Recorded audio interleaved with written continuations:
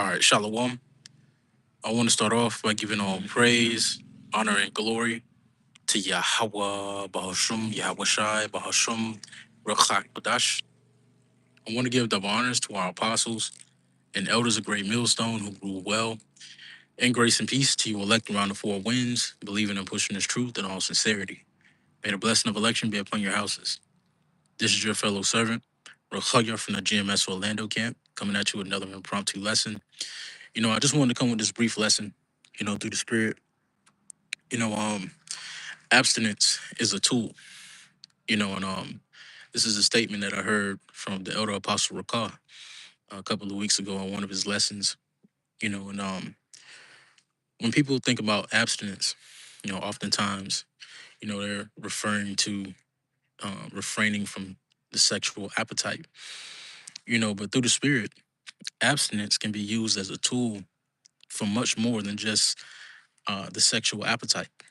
Abstinence can be used as a tool for many different things, regarding the fleshly desires, all right, to help us grow closer in the spirit to Yahweh Bahasham Yahweh Shai, to train temperance and discipline within our bodies and our spirits.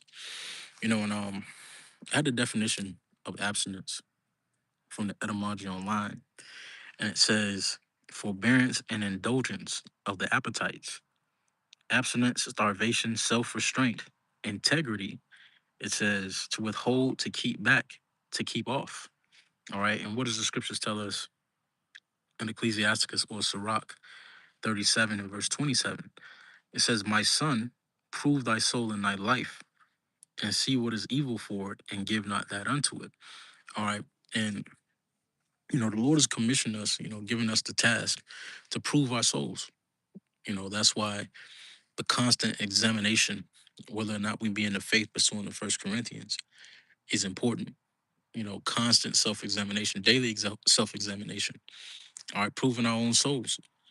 All right, it says, my son, prove thy soul in thy life and see what is evil for it and give not that unto it. All right, and as we prove our souls, all right, there are certain things that are revealed to us through the Spirit that aren't necessarily conducive to our growth spiritually. And with those things, the Lord told us, give not our soul unto it. Refrain from it. All right. Like one of the definitions says, it says withhold, keep back. All right. Keep your soul back from that which is not conducive to your spiritual, mental, and or physical growth. All right. Abstinence can be used as a tool when it comes to the different desires and lust of the flesh. For example, the overindulgence of music, alcohol, um, sex, you know, just because, we have the knowledge that we can have multiple wives doesn't necessarily make it conducive to your growth in this truth. Neither does it, neither is it conducive to, you know, you as a man, as a prophet, you know, giving all your time to, these women. Not to say that it's, it's off or it's wicked to have multiple women, because it's not. It's not off or wicked to have multiple women. But if those women are causing you to go astray, to lose focus, it will behoove you, to abstain from those things. Likewise, alcohol or the video game or music, or whatever it is, whatever the lust of the flesh, you know, may desire at that time. If it's drawing us further away from the spirit, if it's drawing us further away from the spirit, then it will behoove us to practice abstinence. Use that tool that the Lord has given us, because the Lord has given us a spirit that is strong enough to fight the flesh. The Lord has given us the wisdom, the understanding, the knowledge, and the spirit to fight the flesh. And that spirit is renewed in us daily, Lord willing. But as we wake up daily, that spirit to fight is renewed within us, to combat the flesh, to combat the lust of the flesh, the lust of the eyes.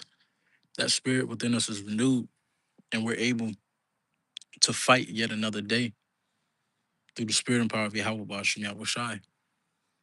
But going back to the definition of abstinence, it says forbearance and indulgence of the appetites. It says abstinence is starvation, self-restraint, integrity. All right. It goes into integrity. It says to withhold, to keep back, to keep off. It says especially of sexual appetites, but also in Middle English of food, fighting, and luxury. All right. When it comes to certain luxuries in this life, we have to learn to abstain from them. At some points in time, because these luxuries aren't going to be present forever. We're in the process of the Lord slowly taking away the luxuries of this life. The luxuries of this life, the amenities of life are slowly but surely being taken away. All right. And it's all prophetic. And the more and more these things are taken away, the more we have to be comfortable in Yahweh Ba'ashim Yahweh Shai. The more comfortable in the spirit we have to be. The scriptures say that the just shall live by faith. All right. Life in these latter days is going to come through faith and not our comfortability in the different luxuries and amenities of this life. So, you know, like our elders and apostles tell us all the time, abstaining from the food, fasting every now and then, or whenever the spirit hits you, you know, abstaining from different luxuries, when the time presents itself, getting yourself accustomed, to going without, getting yourself accustomed to trusting in Yahweh Ba'ashim Yahweh Shai, getting yourself accustomed, to loss, essentially. And really, it's really not a loss. It's really all gain through the spirit and power of Yahweh Ba'ashim Yahweh Shai. But abstinence can be used as a tool to strengthen and fortify the spirit as well as the mind. And I just want to bring this quick impromptu lesson. You know, um, just something I was meditating on as I was sitting out here reading. You know, um, that quote from the elder Apostle Rakah just dawned on me. Abstinence is a tool, and I'm gonna read the definition again. It says forbearance and indulgence of the appetites. It says starvation, self-restraint, integrity. Oh, and let me get this before I close out.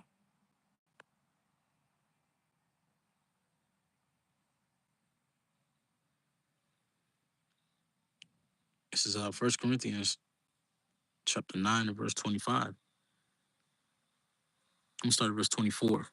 It says, know ye not that they which run in a race run all, but one receiveth the prize. So run that ye may obtain.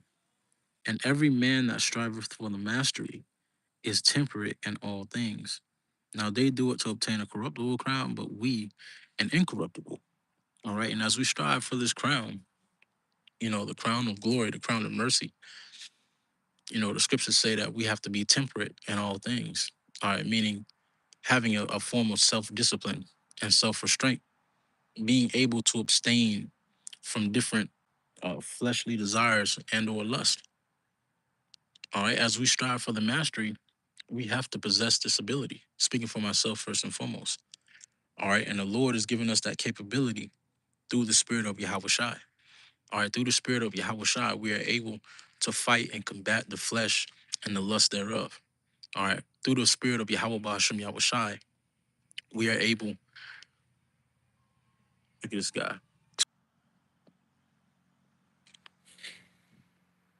Right. It's lucky. This nigga.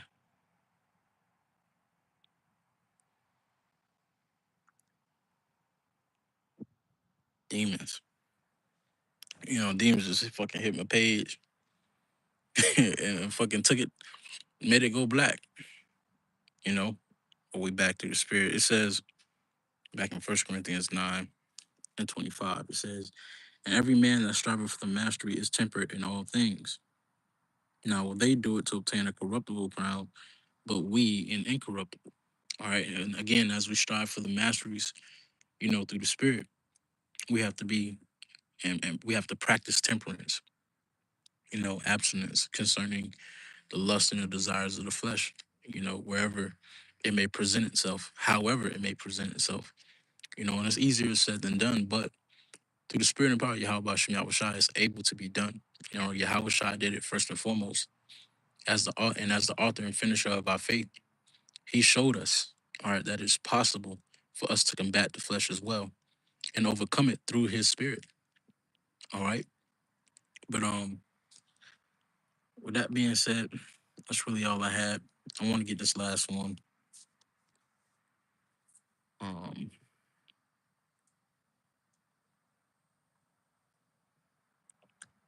Let me get this last one. 2 Corinthians 13 and 5. Examine yourselves whether ye be in the faith. Prove your own souls.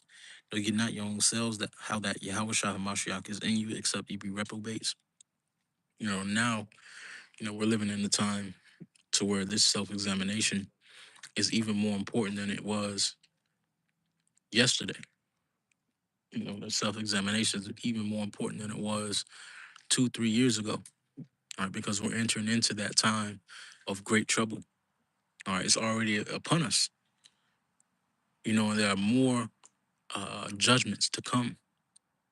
And with that being said, the self-examination, whether or not we be in the faith, and whether or not we're aligning with the will of Yahweh Bahasham Yahushua is very important. Of course, speaking for myself first and foremost. But it's important to make sure that we're aligning with the will of the Lord, and fulfilling our purpose through the Spirit. It says, "Know ye not your own selves how that Yahweh Shah Hamashiach is in you, except ye be reprobates." And that's another level of comfort, knowing that Yahweh Shah is in us. All right, except we be reprobates. All right, but otherwise, Yahweh Shah is in us. The Spirit of the Lord is working within us and through us. All right, to fight and combat this flesh, and Lord willing to overcome. But with that being said, Lord willing to edify unto elect, I want to give all praise, honor, and glory to Yahweh Bahashum, Yahweh Shai Bahashum, Rakha Kodash, and double honors to our apostles and elders of Great Millstone who rule well. Grace and peace to you, elect. Shalom. Stay up.